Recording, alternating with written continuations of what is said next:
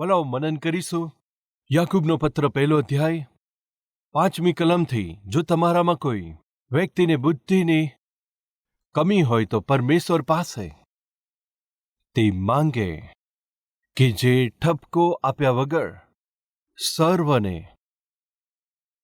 ઉદારતાથી જ્ઞાન આપે છે, તેને પણ આપવામાં આવશે.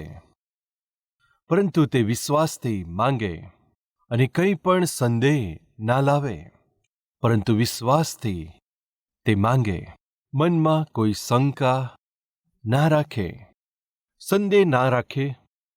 વલાઓ, જ્યારે આપણે આ વચન વાંચીએ છીએ, આ તો કેવળ અભ્યાસ કરનારા લોકો માટે જ છે એમ વિચાર કરવો તે તો ભૂલ ભરેલું છે, કેમ કે જ્ઞાન તો બધાને માટે જરૂરી છે.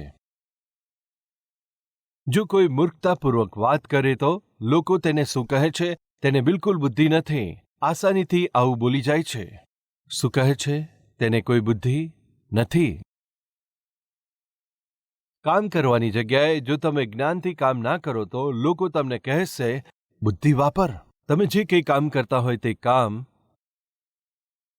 સફળ થાય એટલા માટે તમારે બુદ્ધિમાનીપૂર્વક કરવું જોઈએ. વેપાર કરનારા વેપારના કાર્યની અંદર સફળતા માટે તેમની સાથેના જે પ્રતિયોગી છે તેમનાથી વધારે બુદ્ધિમાનીપૂર્વક વેપાર કરશે, ત્યારે તેઓ સફળ થશે અને લાભ મેળવી શકશે.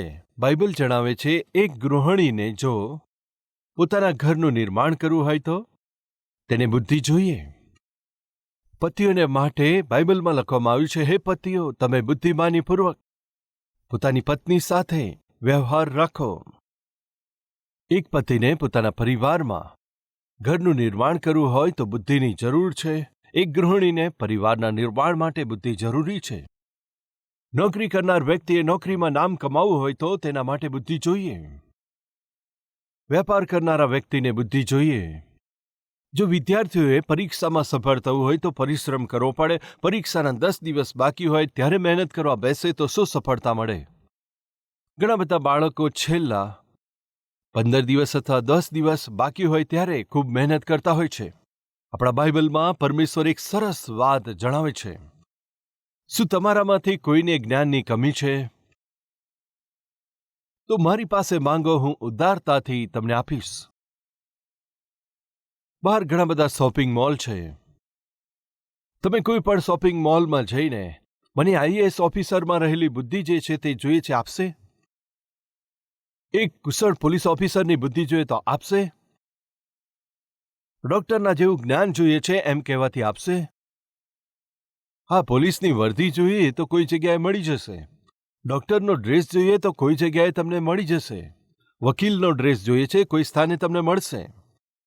પરંતુ બુદ્ધિને તમે આ સંસારમાં કોઈ પણ જગ્યાએ ખરીદી નહીં શકો. કેમ કે આપણે આ સંસારમાં કંઈક બાબતોને ખરીદી શકીએ છીએ, પણ કેટલીક બાબતો કેવળ પરમેશ્વર જ આપણને આપે છે. પરમેશ્વર જે આપણને આપી શકે છે તેમાંથી એક છે જ્ઞાન. એટલા માટે પરમેશ્વર કહે છે, તમારામાંથી જો કોઈને જ્ઞાનની કમી હોય તો શું લખ્યું છે? મારી પાસે માંગે. પરમેશ્વર પાસે માંગવાનું છે. આ રીતે માંગવાથી તેઓ ઠપકો આપ્યા વગર ઉદારતાની સાથે તે વ્યક્તિને, ઉદારતા સાથે દરેક વ્યક્તિને પ્રભુ આપશે. આજે આપણે જે સંસારમાં રહીએ છીએ, ધ્યાનપૂર્વક જો તેને જોઈએ તો ટેકનોલોજીથી, જ્ઞાનથી તે ભરેલું છે. ચિકિત્સા અથવા ઔષધિઓનો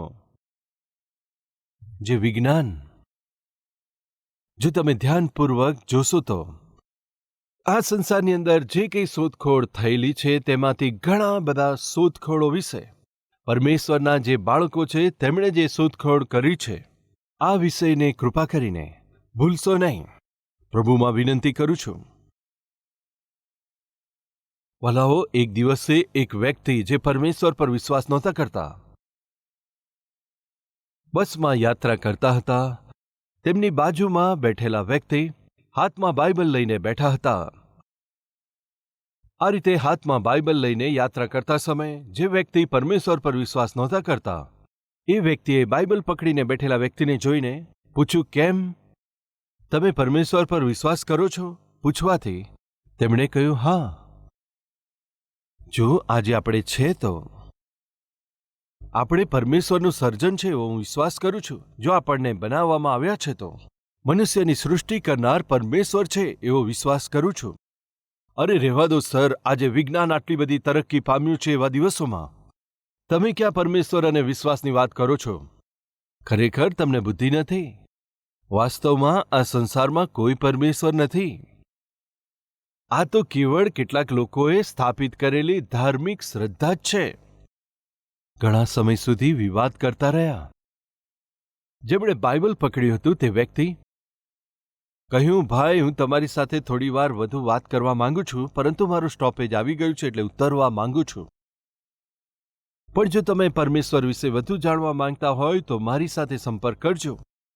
આ રીતે કહ્યું. જે પરમેશ્વર નથી એમ કહેતા હતા તે તો વૈજ્ઞાનિક હતા અને સાયન્સની અંદર ખૂબ જ સફળ થયા હતા. એટલા માટે વિચાર્યું હતું કે બધું જ બિગ બેંગ થિયરી અનુસાર અથવા તો કોઈ ભયંકર એવા વિસ્ફોટ દ્વારા સંસાર અસ્તિત્વમાં આવ્યું છે એમ માનતા હતા.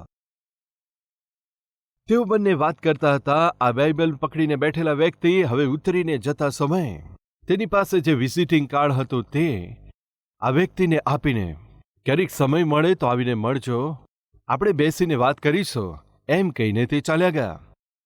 આ વૈજ્ઞાનિક તેને જતા જોઈને મનમાં હસીને બોલવા લાગ્યા, બાઇબલ હાથમાં લઈને ફરે છે, આ કોઈ પાગલ છે? કેવા પરમેશ્વરના ભક્ત બનીને બાઇબલ લઈને ફરે છે, એમ કહેવા લાગ્યા. અને થોડું આગળ ગયા પછી તેના હાથમાં જે કાર્ડ હતું તે જોઈશ એમ કરીને જોવાથી એ કાર્ડમાં શું નામ લખ્યું હતું? થોમસ અલ્વા એડિસન એમ નામ હતું. તેમને આશ્ચર્ય થયું. અરે, શું અત્યાર સુધી મારી સાથે જે બેઠા હતા વિશ્વ પ્રસિદ્ધ વૈજ્ઞાનિક હતા, શું એ થોમસ અલ્વા એડિસન હતા? હું કેવો પાગલ છું, આવા મહાન વૈજ્ઞાનિક સાથે બિનજરૂરી વાતો કરી, એમ વિચાર કરીને તરત થોમસ અલ્વા એડિસન જ્યાં રહેતા હતા તેમને મળવા ગયા. તેમના ઘરે જઈને, મહોદય, મને માફ કરજો, ભૂલથી મેં તમને ખરું ખોટું સંભળાવ્યું હતું. આ રીતે તેમની સાથે વાત કરતા સમયે વૈજ્ઞાનિકે ફરીથી શરૂ કર્યું. શું શરૂ કર્યું? અરે થોમસ અલ્વા એડિસન સાહેબ, તમે વૈજ્ઞાનિક છો.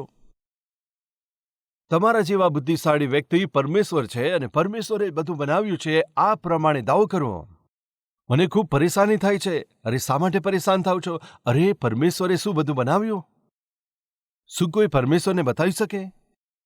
આ સર્વ મનુષ્યએ બનાવેલ ધાર્મિક સિદ્ધાંત છે, એથી વિશેષ કંઈ નથી, એમ કહેવા લાગ્યા.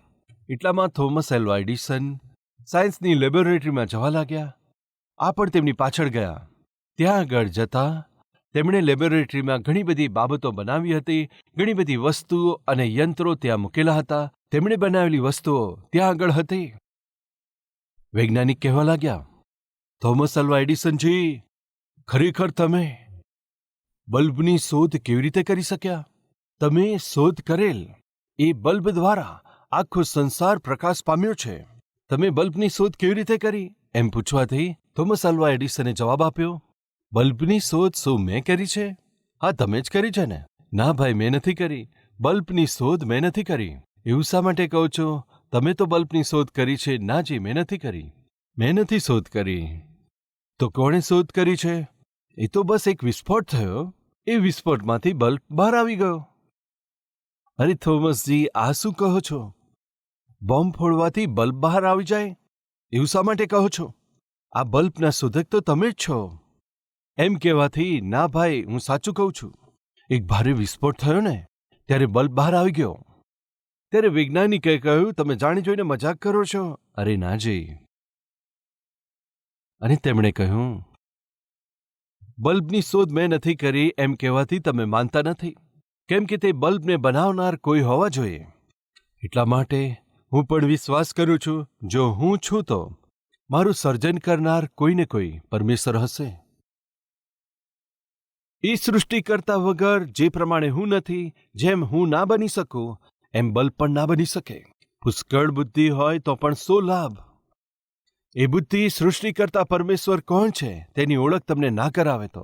એટલા માટે બાઇબલ જણાવે છે, કે મૂર્ખે પોતાના મનની અંદર એમ કહ્યું છે કે કોઈ પરમેશ્વર નથી. મૂર્ખે મનની અંદર વિચાર કર્યો કે પરમેશ્વર કોઈ છે જ નહીં. આજે આ વાતો સાંભળનારા ભાઈઓ તથા બહેનો, બીજી એક વાત હું તમને જણાવું છું. આજે મનુષ્ય તેઓ કોઈ પણ ધર્મના હોય, કોઈ પણ ભાષાના હોય, કોઈ પણ પ્રાંતના હોય અથવા કોઈ પણ વિશ્વાસના કેમ ના હોય, દરેકને બલ્બની આવશ્યકતા છે. આ બલ્બની શોધ કરવા માટે થોમસ અલ્વા એડિસન તેમણે પ્રાપ્ત કરેલા જ્ઞાન વડે ઘણા બધા લોકો અનેક પ્રકારની વાતો કરતા હતા. થોમસ અલ્વા એડિસનની તારીફ કરતા હતા, વખાણ કરતા હતા. એક દિવસે કેટલાક લોકો થોમસ અલ્વા એડિસનની પત્ની પાસે આવ્યા અને તેમને પૂછ્યું, તમારા પતિ થોમસ અલ્વા એડિસનજી બલ્બની શોધ કરીને આખા સંસારને પ્રકાશિત કર્યું છે. આટલી મહાન શોધ કરી છે, એટલા માટે શું તેમણે કદી તમારી આગળ તેમણે પ્રાપ્ત કરેલી સફળતાઓ માટે અભિમાન કર્યું છે? શું ઘમંડ કર્યું છે? શું એવો વ્યવહાર કર્યો છે? આ રીતે તેમની પત્નીને પૂછ્યું. સામાન્ય રીતે પતિની શી કમી છે પત્નીને ખબર હોય છે. એ જ પ્રમાણે પત્નીની કમી શું છે પતિને ખબર હોય છે. આપણી આત્મિકતા કેવી છે, આપણી ભક્તિ કેવી છે, આપણા ઘરના લોકોને ખબર હોય છે. એટલા માટે હું હંમેશા કહું છું કે તમારી આત્મિકતા, તમારી ભક્તિ જો તમારા ઘરના જ જાણી શકતા નથી, જો તેમને તેની ખબર નથી, જો તેઓ તમને એક આત્મિક વ્યક્તિ તરીકે ઓળખી શકતા નથી, તો તમારી આત્મિકતા કોઈ પણ કામની નથી વાલાઓ. એ લોકો જે આવ્યા હતા તેમની પત્નીને પૂછવા લાગ્યા, થોમસજીએ જે સફળતા પ્રાપ્ત કરી, શું તે વિશે તેઓ કદી અભિમાન કરે છે? એમ પૂછવાથી તેમણે કહ્યું, આ પ્રશ્ન તમે મને પૂછો છો, થોભી જાઓ, હું તેમને પૂછું. એમ કહીને જઈને પોતાના પતિને પૂછ્યું, તમે ઘણી સફળતા પ્રાપ્ત કરી છે. આ મહાન સફળતા પ્રાપ્ત કરવાનું કારણ એ તો તમે જ છો ને. આ રીતે બધા કહે છે, તમે શું કહો છો? થોમસ એલ્વા એડિસન પોતાની પ્રયોગશાળામાં કામ કરતા કમસે કમ પોતાની પત્ની તરફ જોયું પણ નહીં. પણ એક વાત તેમણે કહી, હું સફળ થયો છું. એ રીતે તમને કોણે કહ્યું? શું કીધું? મેં સફળતા પ્રાપ્ત કરી. એવું કોણે કહ્યું? અરે બધા જ કહે છે કે તમે મોટી સફળતા પ્રાપ્ત કરી છે, અને તે સફળતાનું કારણ તમારું ઉત્તમ જ્ઞાન છે. જ્યારે એમ બોલવાના હતા, રોકાઈ જાઓ, તે બોલતા જ હતા, મારી સફળતાનું કારણ એ મારું બુદ્ધિ કે જ્ઞાન નથી. તો પછી કોણ છે? એ તો સ્વર્ગમાં રહેનારા મારા પરમેશ્વર છે. એ પરમેશ્વરે પોતાની મહાન કૃપા અને દયા વરસાવી એટલા માટે, તેમણે મને બુદ્ધિ આપી એટલા માટે હું કંઈક કરી શક્યો છું. અભિમાન કરવા માટે આ સંસારની અંદર કંઈ જ નથી. તેમની કેટલી અદ્ભુત આત્મિકતા છે વાલાઓ, વાલા જુવાન ભાઈઓ બહેનો. પરમેશ્વરનું વચન આપણને જણાવે છે, જો કોઈને જ્ઞાનની કમી હોય તો પરમેશ્વરની પાસે માંગે. ત્યારે તમે કહી શકો છો, થોમસ અલ્વા એડિસન તેઓ ખૂબ જ બુદ્ધિમાન અને જ્ઞાની વ્યક્તિ હતા. ખૂબ જ અભ્યાસ કર્યો હશે, ઇન્ટરનેશનલ સ્કૂલમાં અભ્યાસ કર્યો હશે, CBSEમાં અભ્યાસ કર્યો હશે, કોન્વેન્ટમાં ભણ્યા હશે, એટલા માટે આટલું બુદ્ધિ ને જ્ઞાન પ્રાપ્ત કર્યું હશે. જો એમ વિચારો છો તો એક વાત મને કહેવા દો. એક દિવસે જ્યારે તેઓ પોતાની સ્કૂલે ગયા, તેમના ટીચરે થોમસ અલ્વા એડિસનને થોડું ગુસ્સાથી, થોડું પરેશાન થઈને એક પત્ર લખીને તેમના હાથમાં આપી દીધો. જાઓ પોતાની મમ્મીને આપજો. એ પ્રમાણે કહ્યું. તેઓ સીધા ઘરે આવ્યા. મમ્મી, આ પત્ર ટીચરે તમને આપવા માટે કહ્યું છે એમ કહીને, એમ બોલીને એ પત્ર મમ્મીના હાથમાં મૂક્યો. તેમની માતાએ પત્ર હાથમાં લઈને બસ એમ જ જોતા રહ્યા. શું વાત છે મમ્મી, તમે ચૂપ છો? અમારા ટીચરે તેમાં શું લખ્યું છે? એમ પૂછવાથી તેની માતાએ કહ્યું, દીકરા, તું તો ખૂબ જ બુદ્ધિમાન છે. તારા જ્ઞાનને ટીચર પણ સમજી શકતા નથી. તું એટલો બધો હોશિયાર છે કે તારા ટીચર પણ તને ભણાવી શકતા નથી. બસ એટલું જ લખ્યું છે. તમારા પુત્રને ઘરમાં જ અભ્યાસ કરાવજો, કેમ કે તેની બુદ્ધિ જે છે એ તો અમારી સમજથી બહાર છે. અમે સમજી શકતા નથી, અમે તેને ભણાવી શકતા નથી. એટલા માટે ઘરે જ તેને ભણાવજો. આ પત્રમાં એવું લખ્યું છે દીકરા. અને ત્યાર પછી તે માં પોતાના દીકરાને તેમના ઘરમાં જ અભ્યાસ કરાવવા લાગી. થોમસ અલ્વા એડિસન મહાન વ્યક્તિ બન્યા પછી એ ટીચરે જે પત્ર લખ્યો હતો, એક દિવસે તેઓ પુસ્તક વાંચતા હતા. એ પુસ્તકમાંથી પત્ર મળ્યો. તે પત્રને જોતા જ તરત જ એમના સ્મરણમાં આવ્યો, મારા બાળપણમાં મારા ટીચરે મારા મમ્મીને આ પત્ર લખી આપ્યો હતો. એમ વિચાર કરીને પુસ્તકમાંથી પત્ર તેમણે બહાર કાઢ્યો અને વાંચતા શું ખ્યાલ આવે જાણો છો? તમારા દીકરાને કશું આવડતું નથી. તે વાંચી લખી શકતો પણ નથી. અમે તેને ભણાવી શકતા નથી. તેને હવે સ્કૂલમાં ના મોકલશો. સ્કૂલના ટીચરે પત્રમાં લખ્યું હતું. પરંતુ તે માં કેટલા મહાન હતા. થોમસ અલ્વા એડિસનમાં એ ટીચરને કશા ગુણ દેખાયા નહોતા. તે અજ્ઞાની છોકરામાં માએ એક મહાન જ્ઞાની છોકરાને પરમેશ્વરના વિશ્વાસથી જોઈ શકી હતી. તે અયોગ્ય એવા છોકરામાં તેમણે યોગ્યતાના ગુણ જોયા. પ્રાર્થના કરીને પરમેશ્વરની કૃપાથી મહાન જ્ઞાની છોકરામાં પરિવર્તિત કર્યા. પરમેશ્વરે તે અયોગ્ય છોકરાને આખા જગતમાં અજવાળું ફેલાવનાર તરીકે, વૈજ્ઞાનિક તરીકે બનાવી દીધા. માતાઓ અને પિતાઓ, જો આપણે આપણા બાળકોને જે સમયે અભ્યાસ કરાવવાનો છે ના કરાવીએ તો, જ્યારે તેમનું ધ્યાન આપવાનું છે ધ્યાન ના આપ્યું તો, તેમના પ્રત્યે જ્યારે શ્રદ્ધા બતાવવાની છે જ્યારે શ્રદ્ધા ના બતાવીએ તો, જો બેદરકાર બનીશું તો તેઓ સારા માર્ક્સ નહીં લાવી શકે. અને જો તેઓ સારા માર્ક્સ ના લાવી શકે તો તેમને ભલું ભૂંડું ના કહેશો, તેમના પર ગુસ્સે ના થશો, તેમને મારશો નહીં, તેમને શ્રાપ ના આપશો. સામાન્ય રીતે આ દિવસોમાં બાળકો સારી રીતે અભ્યાસ નથી કરાવી શકતા. તેનું કારણ શું છે? માતાઓ અને પિતા. કેમ કે પિતાની પાસે નોકરી કરવા માટેનો જ સમય હોય છે, માની પાસે સિરિયલ જોવા માટે સમય હોય છે, બેકારની વાતચીત માટે ખૂબ સમય હોય છે, સેલફોનમાં વાતચીત કરવા માટે સમય હોય છે. પરંતુ કેટલા માતા પિતા એમ વિચારે છે કે આ બધા કરતાં મહત્વપૂર્ણ છે એ તો અમારા બાળકો છે. અમારા બાળકોની આત્મિકતા, બાળકોનો અભ્યાસ, એમ વિચાર કરનારા કેટલા માતા પિતા છે જરા જણાવશું?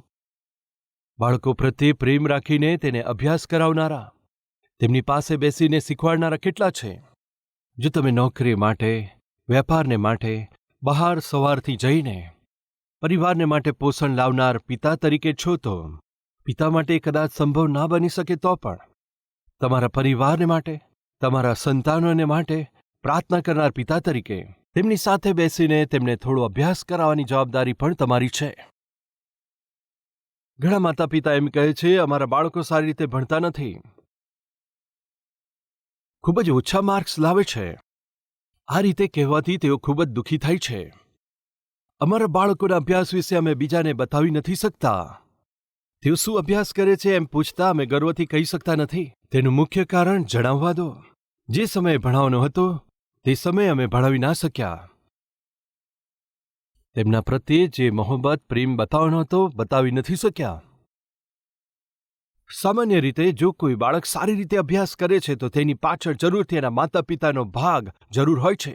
માની મહેનત ચોક્કસ હોય છે અથવા પિતાની મહેનત જરૂરથી હોય છે. પાછળ માતા અથવા પિતા તેમને પ્રોત્સાહન આપતા,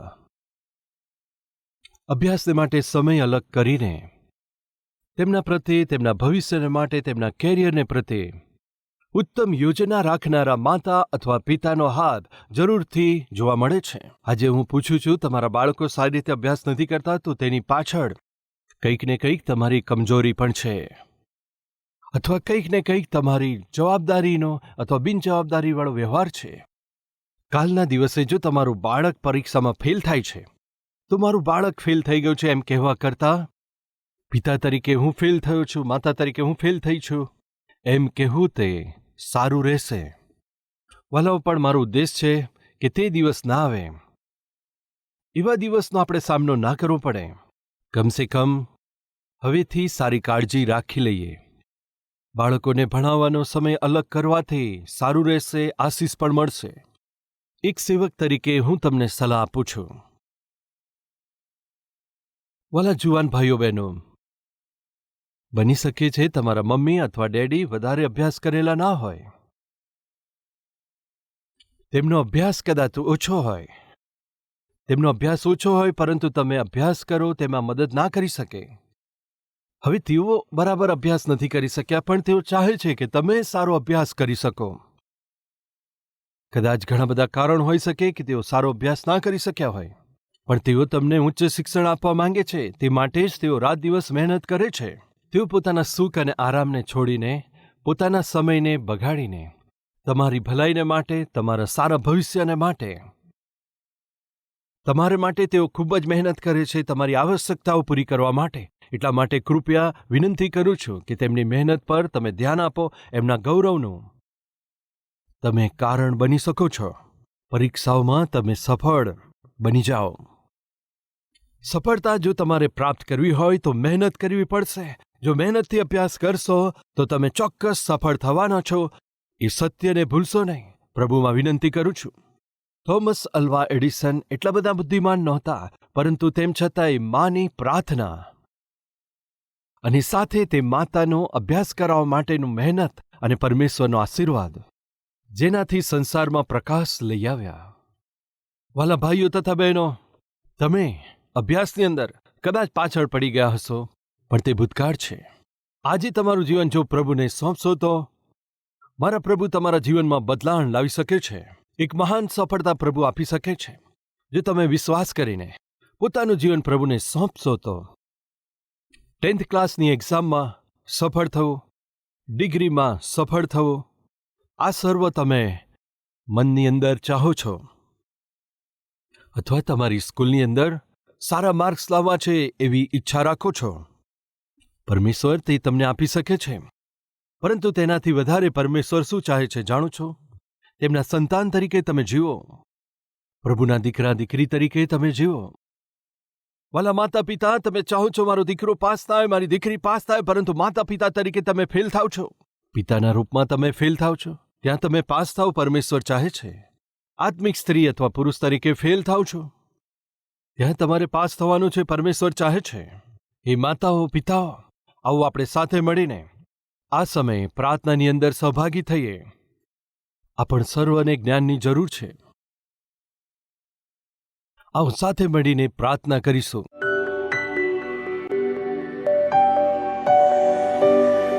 પિતા, તમારું વચન કહે છે જો કોઈને જ્ઞાનની કમી હોય તો માંગે અને તે તેને આપવામાં આવશે. અમારા બાળકોને જ્ઞાનની જરૂર છે. અભ્યાસ પ્રત્યે મનની જરૂર છે. એ ધગસની જરૂર છે.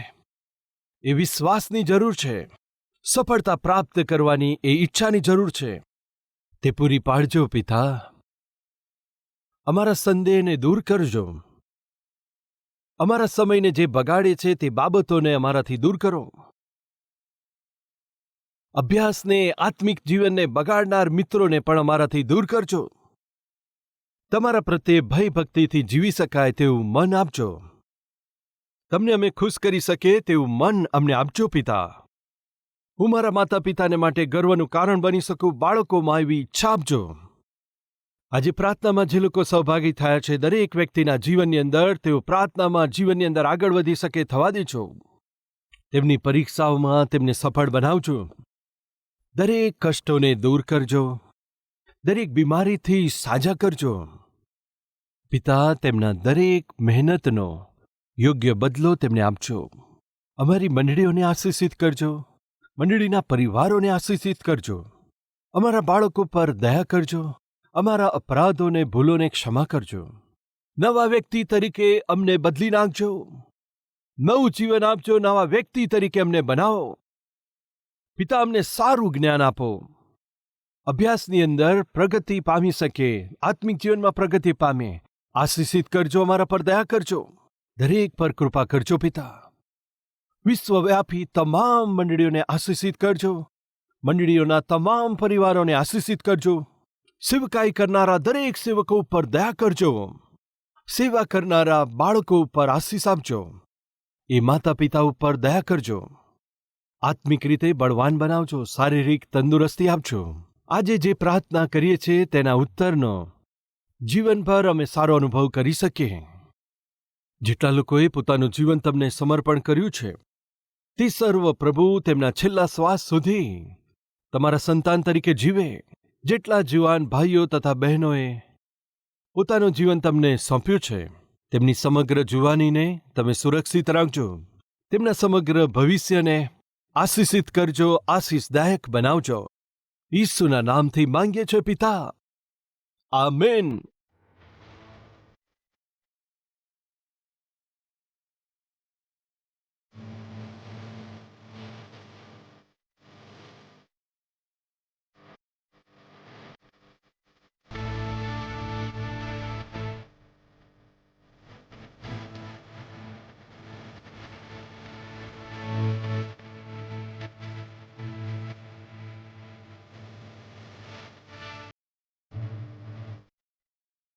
અમારું address Calvary, post box number 30, Kukatpally, Hyderabad 72.